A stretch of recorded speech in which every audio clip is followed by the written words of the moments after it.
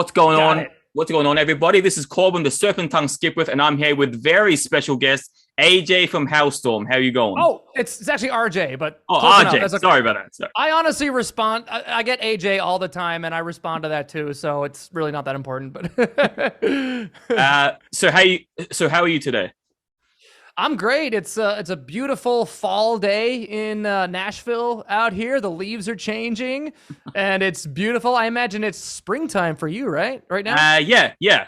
Springtime, yeah. getting into the summertime. Yeah, it's close upon us. I'm actually really excited to get to Australia in February because I'll be leaving winter here and enjoying your summer. So appreciate that. Yeah, it's going to be amazing to see you guys down there. It'll be a super exciting time. I'm so excited to get back down there. I mean, y'all live in one of my favorite places ever. It's one of those places where I'm like, okay, it doesn't work out with America. I can live down there. I can live in Australia. I love it. Nah, and I'm sure would welcome you with open arms. Are you in Sydney? Where are you at? I'm in Melbourne. Oh, you're in Melbourne. Okay, cool. Yeah, I love Melbourne too. Melbourne reminds me a lot of New York, which is really cool. Oh, really? I've never been to New York. Yeah. Nah, that's cool. So I was thinking, it's obviously touring season for you guys again, and I've read that apparently you guys can do up to 250 shows a year. I mean, we used to. Yeah. How did you manage that kind of schedule even back then? I think if we did that nowadays, now that we're kind of in our 30s, we probably wouldn't be living anymore. But at least post COVID, it has kind of opened up our schedule a little bit wider for more things outside of touring, which I'm kind of thankful for. I get to make fragrance content, and I get to. I have another project called Chemical Fire that I'm working with one of my best friends and writing creative partners and Taylor Carroll from Lit, and I'm really excited about all that coming out. So honestly, like the silver lining of COVID and all that, it kind of gave me the opportunity to. I didn't waste any time. I immediately started jumping into other things that I'd put on the back burner for so long. And so that's kind of the silver lining of everything. It gave me an opportunity to jump into my other passions. So it's, but now that things are starting to get back to normal, all the worlds are colliding, and I'm like, oh boy, I need to like really manage my anxiety a lot better now, which I definitely do by making healthier life choices. So. Oh, nice. I'm sure post COVID we all try to do the same thing, keep us a bit healthier, living a bit longer. So yeah, that's the goal anyway. Live a bit longer. Yeah. Especially. Yeah, so the last time you guys were in Australia, if I'm not mistaken, was 2019. Yeah, it was kind of right before COVID and all that. Oh, yeah, true, exactly. That's crazy, right? So how was it? So do you remember much about touring back then? Because whenever I see footage of you guys in Australia, you have this seeming connection that I don't see very often with bands and fans. You have this like almost special connection with the Australian audience. Oh, I mean, yeah. I mean, that's kind of the way we've always been. We've always been the band that loves to interact with. We're social animals. We're not, hermits. We like to get out, especially when we travel overseas and we go to places like Australia, New Zealand, Japan, Europe, like everywhere else in the world. We love to, like, we don't want to just sit in the hotel or sit in the bus all day. We want to get out and explore and kind of mingle with the locals and stuff. So, and I don't know, y'all just make it really easy because you're all just really nice, I always say, well, no, I don't always say this. Actually, this is the first time I think I've ever thought this, but I feel like Australians and Canadians have a lot in common. You're all just very laid back, friendly, confrontational, just friendly folk, and us a-hole Americans come down there. We're like, wow, I didn't know people were so nice, so it's a joy for us to get to interact with our Australian audience. They're just wonderful. Yeah, like I said, seeing footage of you guys, it's just there's a specialness about it that I can't really put my finger on. But yeah, I can definitely tell that you guys are telling the truth, being so involved with the audience, being so so so engaging, which most bands, I mean, I don't know about most bands, but a lot of bands don't take the time of day to do that with the fans. They just make the music, tour, perform, and leave. So it's a really special thing that you guys do that. Well, it's been really killing us lately because since COVID, we've had to put a pause on our meet and greets and things like that. But just to be extra cautious, because the first priority is not to have to cancel any shows, not to have to postpone anything, and not to be able to and not to be forced into being stranded and not being able to get home or being stuck in a hotel for 3 weeks until we test negative. Because but I feel optimistic. I feel like things are moving in a better direction. We finally, like for the first time in a long time, felt comfortable enough to be able to hang out with some of the fans outside after the show, like kind of on the sidewalk in front of the bus, and sign some stuff and take some pictures. Definitely feels like that's a much more doable thing for now. Like, so it's nice for us. I feel like it's been really weird for us to be able to, when we were doing the hardcore bubble touring and not interacting with anyone, like we strictly had to like the only people that we could interact with was us and our tour personnel, and we were going crazy. I'm kidding. We love our camp, but it does feel good that, I feel like when we don't get to at least hang out and talk to some of the locals, on a show day, it feels like the day isn't complete. Like I almost have trouble sleeping because I feel like I haven't lived a complete day. Isn't that weird? It's been really affecting me in a strange way. So just for my own sanity, I mean, we're social animals. We're we're not hermits. We love to hang out with people and we love to talk to people. So I'm hoping that, by come February of next year, things will be looking even better and it'll be even more doable. Yeah. One can only hope. Yeah, hopefully. Was that a decision you guys made, like when you guys first started the band? Because was it a decision based on the fact that you guys are all, like social animals, as you put it, to go and be so interactive with the fans? Was it a group decision? Was it just like, oh, we should break the mold and do this? Gosh, trying to remember. I don't think it was really like a conscious, like a logistical move. I think it was just like it's what we wanted to do anyway. Was hang, but also it was for a brand new band that's trying to build something, and I think we've kept that mentality. Like I think we'll always think of ourselves as the same little band from Pennsylvania trying to beg people to like listen to us, like please, like listen to our band, and going on. I mean, in 2006 through 2009, we did several tours before we even had an album out, before anybody knew who we were. And we were literally like going up to the local radio stations at the shows and begging them, like, please, can you do an interview with us? And I think that we always just kind of live by one motto. And I heard somebody say this once about like, up and coming actors, their mentality is like, in order to get anywhere in their career, their motto is never turn down an audition. So our motto has always been like never turn down an opportunity to connect with an audience, because we feel passionate about the music that we make, and we know that if we do, then somebody else probably does or might. So that's always just kind of been the way we've wanted to run this camp, and we've always wanted to have a very approachable type energy about us. We just always wanted to be engaging and to engage with people, and it's almost kind of for our own sanity, like I was saying. It just feels the most natural to be like that. Like I kind of feel bands who have that go-getter mentality, that attitude of just, I'm going to do, whatever I can to be heard. I'm going to do whatever I can to be seen. I think, people with that kind of mentality are the ones with the best longevity, because they're always thinking of themselves maybe as the underdog, or thinking of themselves as never quite hit the big time, so to speak, mentally, and then engaging with the fans and like having this perspective, I feel always helps bands last decades in their career.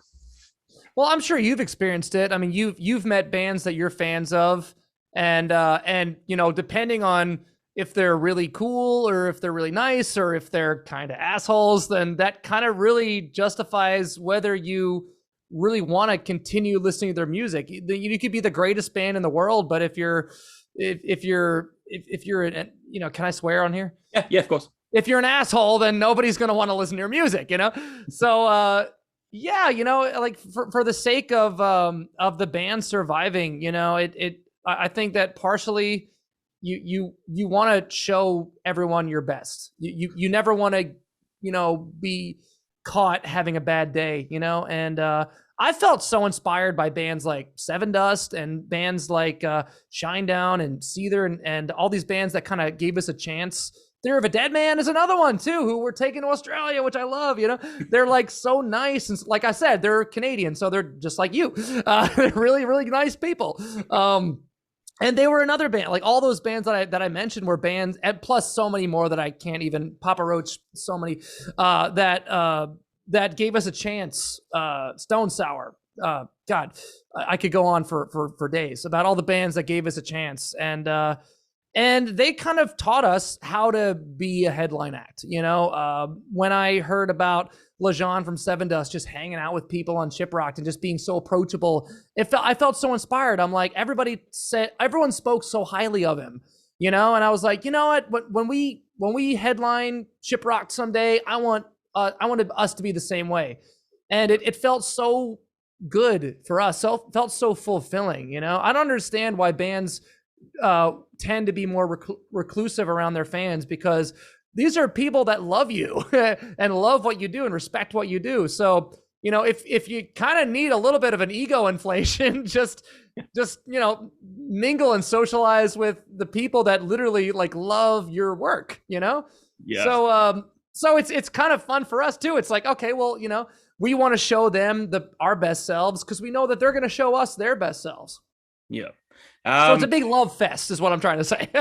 Well, thinking about that, leading from that, how do you have any advice on how to, keep your ego in check being such a famous band?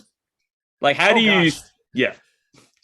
Be a famous band? Oh, thank you. Shit. It's so weird to hear that for real. Anyway, okay, well, like I was saying, I think that we're just the same nerdy kids from Pennsylvania that, never thought we'd ever get this far. We're just like, let's start a band. It'll be fun, and let's write some songs. And me and my sister, like, we're family. And our parents are like, can we help? Let's get involved. Cool. This like little silly family band from Pennsylvania with a terrible name, by the way. Had I, like, in hindsight, I never would have named our band Halestorm. It's so cheesy, but a name doesn't matter. Yeah, I've heard Dave Grohl say the same thing about the Foo Fighters. He's like, why do we name ourselves this? Why couldn't we come up with a cool name like the Crestfallen or something? But Halestorm, I'll probably say the same thing about Chemical Fire in 10 years. I kind of think that way now. I'm like, oh God, like I know we're gonna regret this band name in 10 years. So anyway, sorry, not to be long-winded, but just to. I feel like we've always kept that family dynamic, and we've always tried to stay grounded and take our music seriously, but not take ourselves seriously.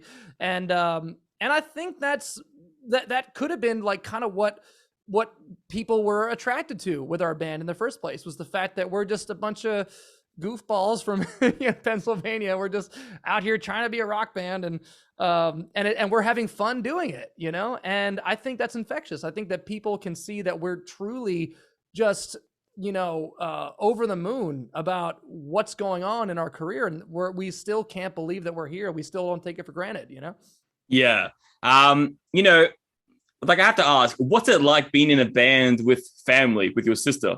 Because I'm very close with one of my brothers, and I can only imagine it can go one or two ways. Either you guys have a very strong bond, or every other day you annoy the hell out of each other. Well, to be honest, I can't even differentiate which one is my blood relative and which one isn't, because Joe and Josh are practically like my older brothers at this point too, and so is Taylor with Chemical Fire. I've known Taylor for God, like 12, 13 years now. And now we just finally started a band together. Yeah, like, all my creative partners in my life, I feel like I have a very family-like connection to them, you know. And I think it's maybe just the way I was raised, the way that I'm one of the very few people who had a really good father and a really good mother and really, really solid, supportive parents that let me be me and never tried to stifle me, never tried to change me or force me to do anything I didn't want to do. Like, they were supportive to a fault. And thinking back, I put myself in their perspective. I imagine myself as a parent, as them, and having kids like me, and thinking like, my parents were out of their mind, you know, but I'm so grateful for it, because if it wasn't for them, we would not be, well, we literally wouldn't be here, but you know, our band would not be here without our parents' support. And so I've been preaching that to all the parents out there who have young, you know, aspiring musicians, songwriters, artists as kids, you know, like, nurture that, you know. You don't have to like stoke it. You don't have to like be a stage parent, which I'm so glad that my parents knew where that line was, to not be stage parents, but just to be supportive. And they did it right, and they absolutely crushed it. And they're so proud, and I'm so proud of them. And, you know, so I think that's what keeps us sane, is that we've never forgotten that. Yeah. Nice. And that's why Lizzie and I get along so well, because it's all we ever known, really. You know? Yeah. Nice. Now that's so cool to have that kind of you know, that strong family dynamic in a band, you know, alongside with you. It must be the best feeling. It really is. And it just makes touring even more enjoyable, knowing that, and it doesn't even stop with our bandmates, with Joe and Josh. It feeds into our crew, our entire touring personnel. Like, you know, I don't want to speak for them, but I get the feeling that they really love touring with us, just because we have always had that type of mentality. It starts at that and trickles down into the whole camp, and even beyond that, our management, label, booking agent, our entire team, our business management, everybody that's involved, like they love working with us, because at least I think they love work. At least they tell me they love working for us, but or I should say working with us as partners, because we don't treat them like employees. Like, we treat them like their family, because that's how we feel about them. You know, we're grateful to have them. If it wasn't for them, the show wouldn't go on. So yeah, nah, that's awesome. I have to know, when you're on tour, and this is for any country, but when you're on tour, what kind of food do you look out for to eat? Do you have any favorite food to eat on tour? Oh my God. So this is the other thing I'm looking forward to in Australia, is that y'all eat so healthy down there. It's so easy. Really? You know, honestly, like, avocado toast wasn't even a thing in the States. I found out about it in Australia. And then like the next year, all of a sudden it's everywhere in the US. But no, I love eating the food down there, because the way you guys process the food is so much better. Like, you don't really use a lot of chemicals, GMOs, pesticides, all that. You know, I'm sure that there's, you know, it depends on where you go. But for the most part, I find it really easy to eat healthy in Australia. It reminds me a lot of California. Like, California is like the only place in the United States where, you know, when I'm touring, I know I could stumble in anywhere and get something really wholesome, really healthy, you know. So, and that's what I strive for. I strive again, like, as a drummer, I try to think like an athlete. I try to have a very high protein diet. I try to keep it very plant heavy and nutrient heavy. And that's been another factor of just keeping me not only physically able to continue to do the physically taxing task of playing a 90-minute show every night behind the drums and slam wood into metal, you know, repeatedly. But it also helps my mental state, because touring also can be grueling. You have every strike against you. You've got lack of sleep. You've got, constantly flying from city to city. Like, it's so easy to neglect your physical health, which then can affect your mental health. So just to keep myself balanced, I like, the one thing I know I have really good control over is my diet and exercise. Like, I try to really make sure that I stay mobile, stay loose, stay healthy as much as possible. And I try to pass that on to my younger musicians out there. You know, if you're young and you're touring, you should party. You should have fun. Get it out of your system, because when you hit your 30s, you're going to have to tighten it up, you know? And I get more joy out of touring knowing that I'm not getting wasted every night. I'm eating healthy. I'm exercising. I'm stretching. I'm meditating. I'm doing everything I possibly can to keep myself balanced, and it's been working. It's been keeping me maintained. And I also have the pandemic to thank for that, because that was the first time I actually had time to like really focus on rehabbing my body and my joints to be able to withstand the punishment I give them every night. So Yeah.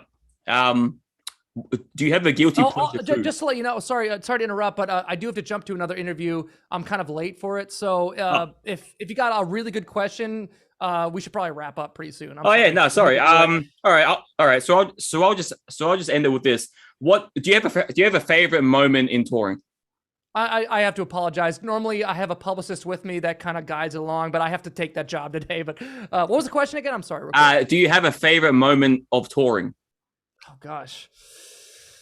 It's nonstop favorite moments. What are you talking about? I can remember those specifically. I'll narrow it down to like maybe two different things. I remember a long time ago when there was a pivotal moment where I knew that we were on the right path. When we were everyone's opening band for like 2 years, 3, 4, 5 years straight, and then all of a sudden we had a record out. We were continuing opening for bands. And then like about halfway through that album cycle, we played our first album cycle. We played our first headline show outside of the East Coast in, I think it was Michigan. Was it Michigan? I think it was Michigan somewhere, maybe near Detroit. No, it was Minnesota. It was Minnesota. And I think it was kind of near Minneapolis area. And it was the first time we'd ever headlined a venue outside of like near Pennsylvania. And it was like not even 400 people showed up, but we were like on top of the world. We're like, oh my God, we're doing it. And then after that, we started doing more headline tours. And I remember like coming back to the same venues when we were the opening band, and now we're the headline band. And it really sunk in when we walked into the headliner dressing room. And of course, like, you know, thinking back to it now, like it's a shitty room with a stained couch and like a little shower with no water pressure and no hot water, you know, these little rinky-dink clubs that we used to headline. But we didn't care. We were like, oh my God, we're headlining the Pops in St. Louis or whatever, but the tiny little side room, not even the main stage, you know? But it didn't matter. Like we were just so stoked. So that was a pivotal moment. But more recently, my favorite things to do, you know, I'm so stoked that we get to like play headlines. We get to like headline package tours, playing arenas and amphitheaters in the United States. But I still love getting to go to Australia and certain parts of Europe and New Zealand and Japan, and getting to like play smaller, more intimate venues again. You know, a part of me feels like, you know, it kind of takes me back to that old excitement, that old young, naive excitement that we had when we were first starting out. So I get to relive it now still by coming. And I know soon enough, we're going to be upgrading to bigger places in all those markets too. But of course, once we do that, then we're going to find another new area that we haven't tapped into yet and go back to playing clubs there, you know? So I really kind of love the idea of having the best of both worlds, getting to play big, you know, amphitheaters and arenas in the markets that we have started to like really build in. And then getting to play new markets where we get to go back to small little down and dirty clubs and play in front of like, you know, not even 1,000 people right in your face, you know? So I'm looking forward to that for sure, you know? Nice. And Australia's been a great market for us. Thank you all so much. But I can't wait to come down there and play some really amazing shows and get really up close and personal with everybody. So nice. Well, yeah. You know, thank you so much for your time. I really hope we can stay in contact in the future. I'm going to send a message to your Instagram account. I don't know if you see those. But shoot me a DM on Instagram, because I'd love for us. I feel so sorry that I had to cut this short, but you know, we could go on for hours just talking. So anytime you want to do this again, I'm down. Well, I have a metal podcast, and I hope you can join it sometime in the future. I'll message you about it. Yes. I'll bring Taylor with me. We'll talk Chemical Fire. That will be sick. Yep, exactly. And we'll talk fragrance. Make sure you send on my way. Subscribe to my YouTube channel, Dr. Magnificent. All right. Thank you again for your time. Sorry for making you run late, and I'll definitely be in contact. Oh, it's all good, man. It's because I'm having fun with you. Yeah, exactly. Same for me. Well, hopefully this is the first of many. Let's do it again soon. Yeah. All right. Have a good one. I have a great rest of your day, man. Take care.